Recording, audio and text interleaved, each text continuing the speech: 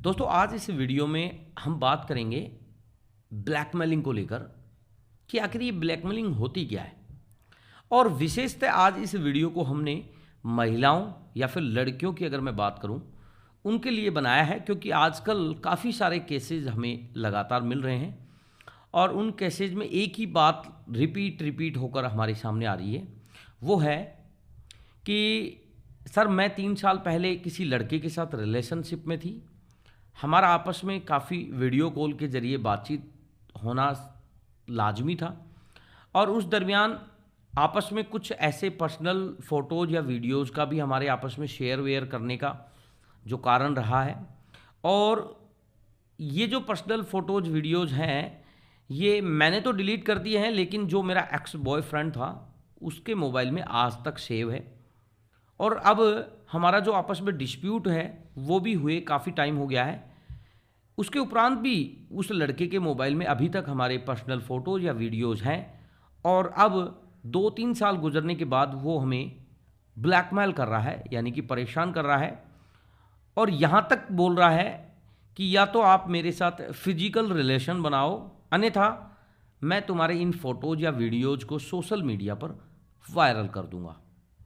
Sir ये बात जैसे ही मुझे सुनने को मिली है मैं बहुत घबराई हुई हूँ कि आखिर मैं करूँ तो क्या, क्योंकि मैं पुलिस के पास जा नहीं सकती, मैं अपने परिवार के लोगों को भी नहीं बता सकती क्योंकि मुझे डर है और मेरे परिवार की छवि जो है वो ख़राब हो जाएगी। दूसरी बात, मेरी शादी की बातचीत भी चल रही है। ऐसे में अगर मेरे आसपास के लोगों को ये सारी बातें मालूम हो गई तो फिर मेरा जो एक रिश्ता जिसके साथ हुआ है वो रिश्ता भी टूट जाएगा।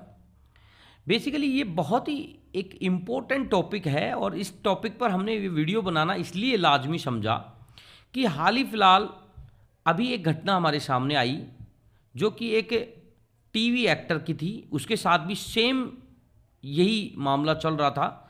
उसका एक एक्स बॉयफ्रेंड जिसका आपस में डिस्प्यूट हो गया था और उसके बाद उसके पास उसके फ़ोटोज़ या कुछ ऐसे वीडियोज उसके पास थे और उसको लेकर वो काफ़ी उसे ब्लैकमेल कर रहा था।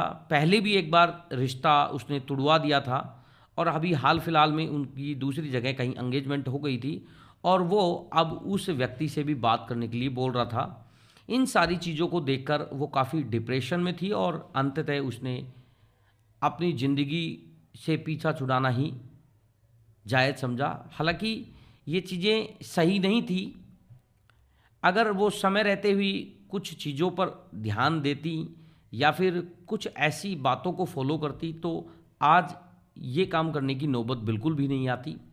तो इस सारी चीज़ों को देखते हुए हमने ये सोचा कि क्यों ना आपको बताया जाए कि अगर आपके साथ ऐसा कुछ हो रहा है तो आपको क्या करना चाहिए।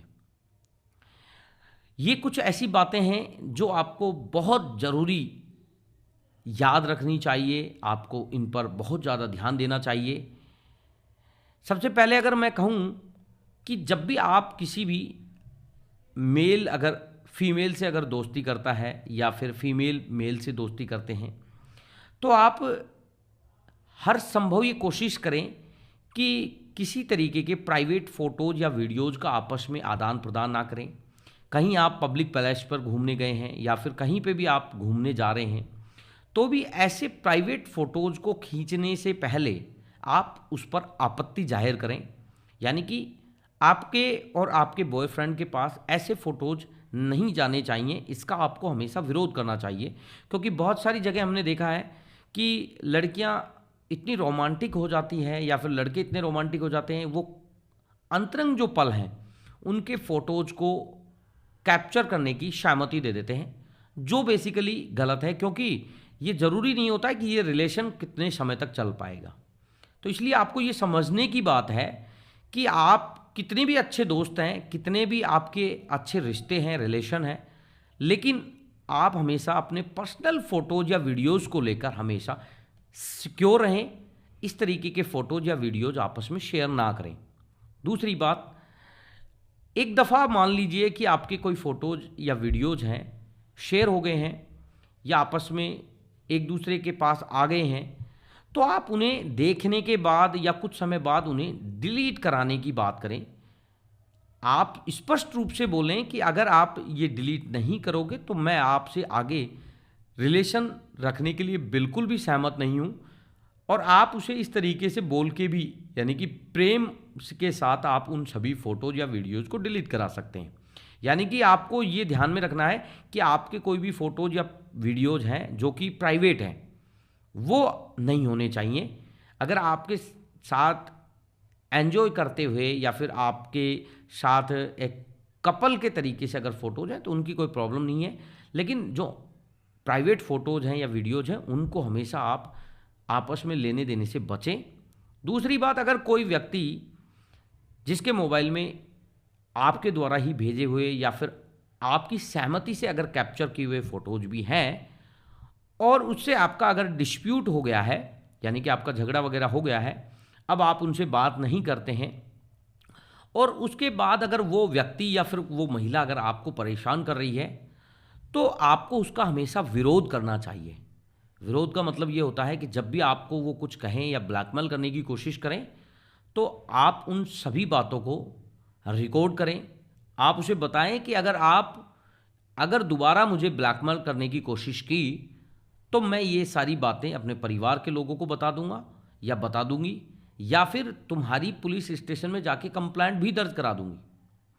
क्योंकि एक ऐसा ही मामला हमारे पास कोलकाता से आया था और उसमें एक जो लड़की थी वो मात्र 18 साल की थी। उसके कुछ प्राइवेट फ़ोटोज़ ऐसे ही उसके बॉयफ्रेंड के पास चले गए और उसको लेकर वो 2-3 साल बाद उसे ब्लैकमेल करना स्टार्ट कर दिया। और हमारे बताए अनुसार उस लड़की ने जब पुलिस स्टेशन में जाकर उस लड़के के बाबत कंप्लेंट करने को कहा, तो पुलिस के अधिकारियों ने उस लड़के को कॉल करके बुलाया।